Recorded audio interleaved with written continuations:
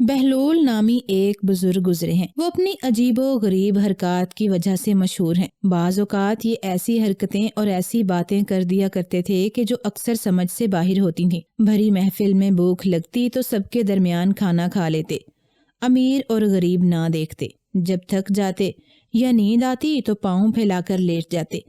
ان باتوں کی وجہ سے بعض لوگ انہیں بہلول دیوانہ کہتے تھے اور بعض لوگ بہلول دانا۔ اگر دیکھا جائے تو بہلول ایک ایسا دیوانہ تھا جس نے دیوانگی کا مفہوم ہی بدل دیا تھا۔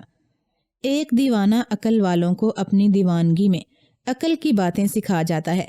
بہلول ایک ایسے دیوانے کا نام تھا جو در حقیقت عقل مند تھا۔ ایک دفعہ انہیں کسی نے مذاق سے کہا کہ بہلول، آپ کو بادشاہ نے گدھوں کا بادشاہ مقرر کر دیا ہے۔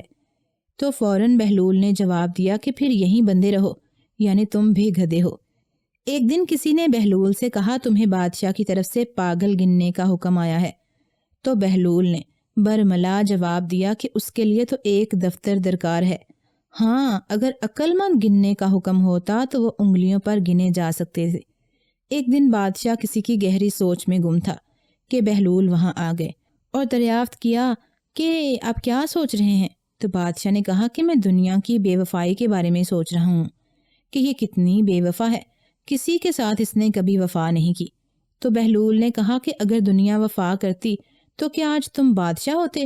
بس ان باتوں کو رہنے دو، کچھ اور سوچو۔ ایک دن شہر میں کئی دنوں تک تیز بارش ہوئی۔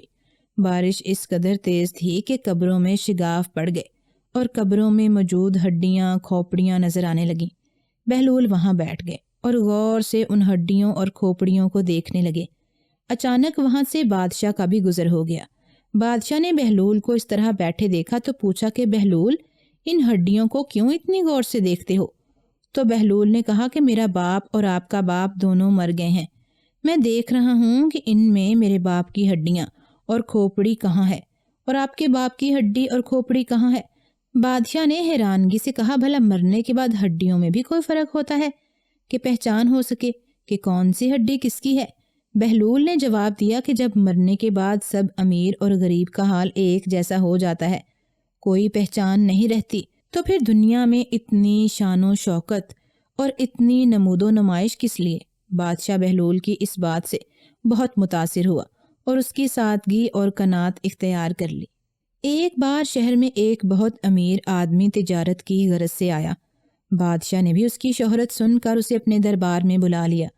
اس امیر آدمی کی شہرت کے دربار میں خوب خدمت ہو رہی تھی اور ہر طرف اپنی دولت کی واہ واہ دیکھ کر وہ امیر آدمی بھی خوب شوخیاں بکھیر رہا تھا۔ وہ اپنی دولت اور اپنے علم کی نمائش میں مصروف بادشاہ کے ساتھ بادشاہ کے دربار میں بیٹھا تھا کہ وہاں بہلول دانا بھی آ گئے۔ بادشاہ نے بہلول کو دیکھ کر خوشی سے کہا کہ آؤ آؤ بہلول، یہاں بیٹھو۔ بہلول کی حالت اس وقت فقیرانہ تھی، بال بکھرے ہوئے، کپڑے پھٹے ہوئے تھے۔ امیر آدمی نے جب بہلول کو دیکھا تو غرور سے کہنے لگا کہ بادشاہ سلامت، آپ بہت سخی ہیں، فقیروں کو بھی اپنے دربار میں جگہ دی ہوئی ہے۔ بہلول نے جب یہ سنا تو کہا کہ دولت پر اتنا غرور اچھا نہیں، سب مٹی ہے اور مٹی میں ہی مل جانا ہے۔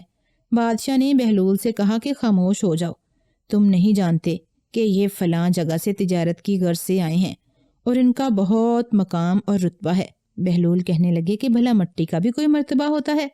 سب خاک ہے، سب خاک ہے۔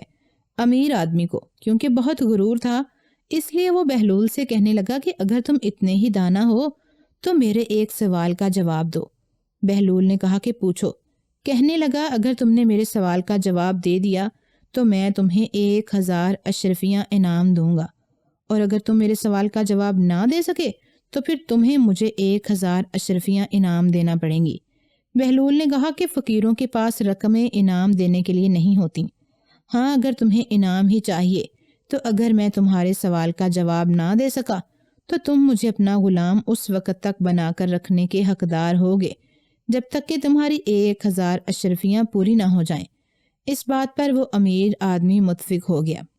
بادشاہ کو بھی اشتیاق ہو رہا تھا یہ دیکھنے کا کہ آخر بہلول جواب بھی دے پائے گا یا نہیں۔ بادشاہ نے امیر آدمی سے کہا کہ سوال پوچھو۔ امیر آدمی کہنے لگا کہ بتاؤ، ایک گھر میں ایک عورت اور اس کا شوہر ہے، اس گھر میں ایک ایسا آدمی داخل ہوتا ہے کہ اس کے آنے سے ان دونوں میاں بیوی کا نکاح ٹوٹ جاتا ہے۔ اب بتاؤ وہ آدمی کون ہے؟ دربار میں سناٹا چھا جاتا ہے۔ سب سوچنے لگتے ہیں کہ آخر وہ آدمی کون ہوگا۔ بہلول جواب دیتے ہیں کہ وہ آدمی اس عورت کا پہلا شوہر ہے جس کے بارے میں مشہور ہو گیا تھا کہ وہ سفر میں مر گیا ہے۔ تو وہ عورت دوسرا نکاح کر لیتی ہے۔ اب اس کے واپس آنے سے اس کا دوسرا نکاح ٹوٹ گیا۔ دربار میں بہلول آ گئے۔ واہ واہ کی صدائیں بلند ہو جاتی ہیں۔ امیر آدمی کو بہلول کو 1000 اشرفیاں انعام دینا پڑ جاتی ہیں، کیونکہ اس نے بادشاہ اور سب درباریوں کے سامنے 1000 اشرفیاں دینے کا کہا تھا۔ یہ اشرفیاں بہلول غریبوں اور بیواؤں میں تقسیم کر دیتا ہے۔ تو یہ تھیں بہلول دانا کی چند باتیں۔